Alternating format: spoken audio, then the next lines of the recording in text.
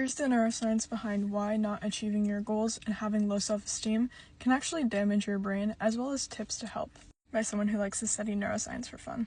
So when someone has low self-esteem, low self-worth, whether it be because they're not achieving their goals or just in general, they tend to have a weakened prefrontal cortex, which can lead to overthinking, difficulty with reframing negative thoughts, and also poor judgment of oneself. In terms of the amygdala, that becomes hyperactive, and there's a heightened sense of anxiety, increased threat perception, and overreaction to criticism or failure.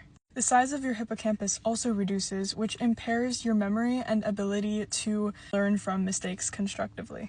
And then also there are chemical imbalances like abnormally elevated cortisol levels, which lead to inflammation or sleep issues, reduced cognitive function. In terms of serotonin and dopamine, those levels drop, which leads to less motivation, more depressive symptoms. Oxytocin also reduces, which leads to increased feelings of isolation and loneliness. So how do we improve this? First, you need to practice labeling self-doubt to activate the prefrontal cortex and deactivate the amygdala. When you say things like, this emotion is probably self-doubt, or I think I'm feeling fear, then you're going to think more logically and a little less in terms of like the emotion. Second is to rewire your brain through self-directed neuroplasticity by asking yourself things like, is this thought true? Or would I say this to someone that I care about?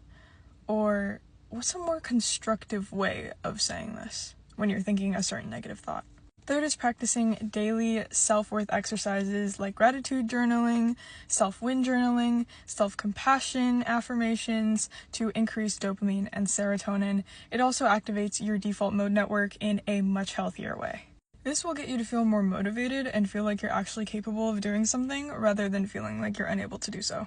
Fourth is to recalibrate your nervous system with mindfulness meditation, deep breathing, cold showers, and whatnot to better regulate your cortisol. And then fifth, this one's really important, but it's to build identity-based habits like speaking kindly to yourself or keeping promises to yourself to shift your view on yourself and tell your brain that you are worth showing up for. Because when you are worth showing up for, you are going to put in effort, and therefore you're going to be able to achieve your goals and have a higher view of yourself. So yeah, I hope that helps.